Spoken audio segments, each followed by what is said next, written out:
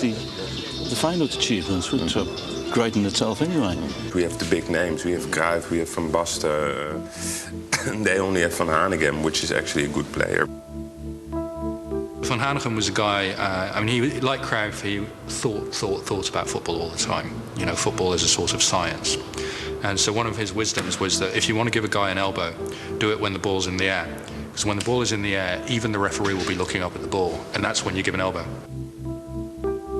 He played on till he was almost 40 and nearly blind. He had a cataract at the time, and they hadn't operated it yet.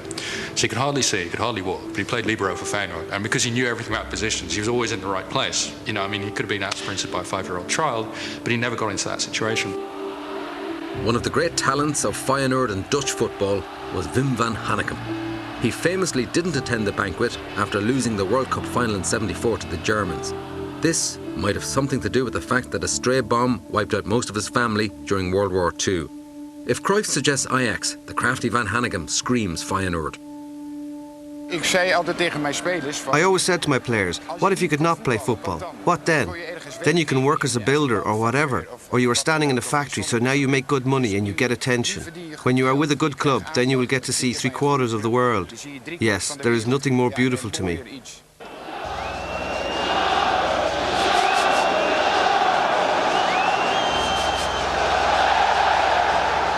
Ajax, of course, is a team from Amsterdam, Feyenoord from Rotterdam. I guess the referee, in some strange way, represents The Hague. I think it's worth mentioning that he's possibly the biggest referee in the world, certainly the biggest I've ever seen.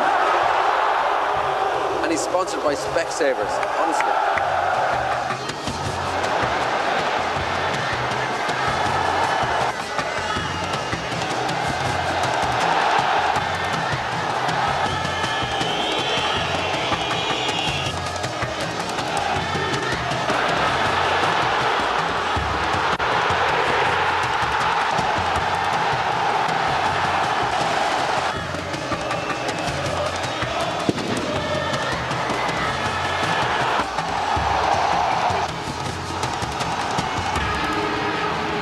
Feyenoord fans perceive Ajax to be a Jewish club. Now, it isn't, yet the Ajax fans carry the Israeli flag. Ajax was never a Jewish club in the sense that it wasn't a sort of religious organisation. They didn't have many Jewish players or members because before the war, when there were a lot of Jews in Amsterdam, 10% of the population was Jewish. Ajax was always quite a posh club. Now, in Amsterdam, most of the Jews were proletarian, and they lived in the poorest quarter of Amsterdam, the Jewish quarter. But on Sundays, they would cram the trams and all get out on the tram 10 minutes down the road to the Ajax stadium. Then the Jews of Amsterdam get wiped out. So, I mean, in almost no other city in Europe is the carnage that terrible. Those who survived, they started to work, and they were actually very successful. And they came involved in Ajax, especially in the 60s. The team then goes on to win 3 European Cups at the start of the 70s, and it's the first fully professional football team in Dutch history. So the great Ajax could only arise because of this money. So then in the 80s, you start to get anti-Semitic abuse of Ajax. It was relatively tame to what you get now. Ajax is a Jewish club, this sort of thing. For like 2 years I didn't go to the stadium because I just hated the Ajax fans themselves singing like we're Jews and we're super Jews. And I'm Jewish myself. It's just a game. I mean, for these Ajax fans, but also for the Feyenoord fans, it's not about real Jews.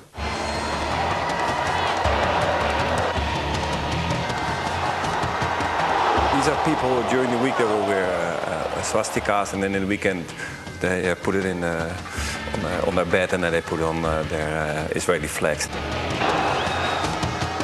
Then the Feyenoord supporters, as a result of that, they buy Palestine flags. So, but it's stupid. And from that moment, it was not about fun or shouting or playing. It was getting more and more aggressive.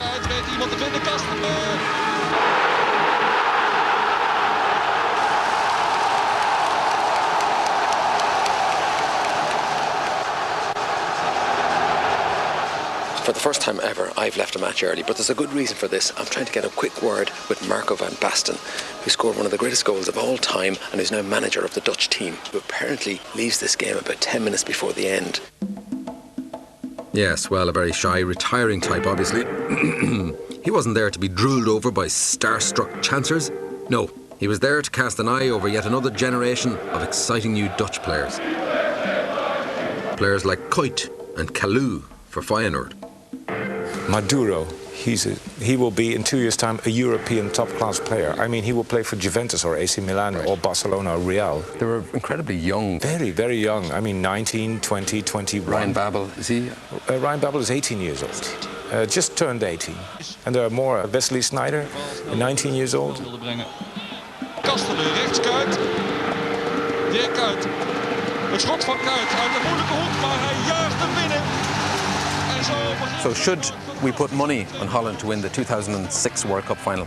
Well, 2006 is maybe a little bit too early for these young lads, but 2008 European Championship, I give them a big chance. Wat nonchalantheid bij Feyenoord en daar is de aansluitingstreffer in de 90ste minuut via Klaas-Jan Huntelaar. Zijn eerste goal in de competitie.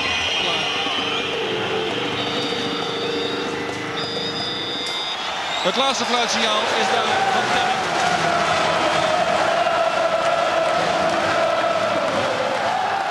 Well, there you have it. Feyenoord have won 3-2. Yes, kom op! I'm delighted for the Rotterdammers. Such a friendly, down-to-earth club, such a vibrant and funky city.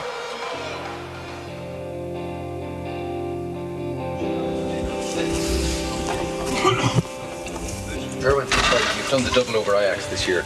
How will you celebrate tonight? Will you dance?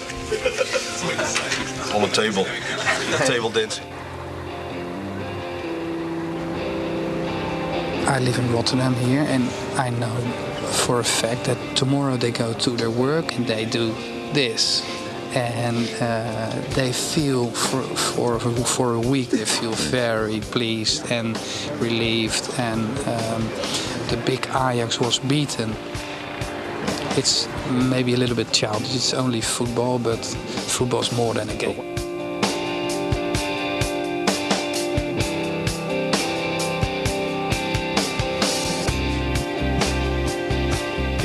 Well, that's it from Holland.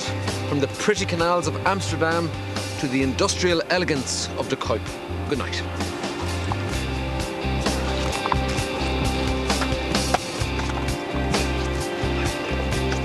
Politicians, they always forget how important sport is, because sport is about proudness. It's about identity. It's about being somebody. Do you think it's a normal and healthy obsession for grown, intelligent men? Yes. To have? Yes, I think so. Yes. Yeah. It's the best thing in life. Every guy, no matter how successful he is in his career, he would like to be a footballer. Did you want to be a footballer? Absolutely. And I still think I can, Yeah. Join me next week in Rome for the eternal derby, Lazio v Roma.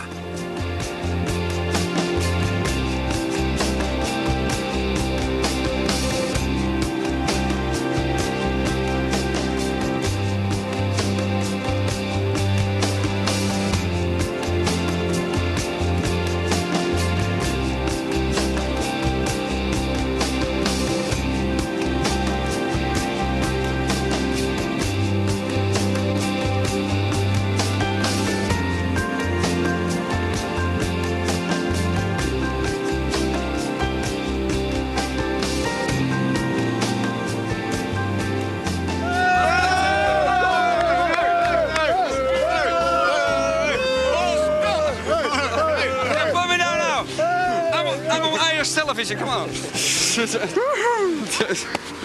Losers.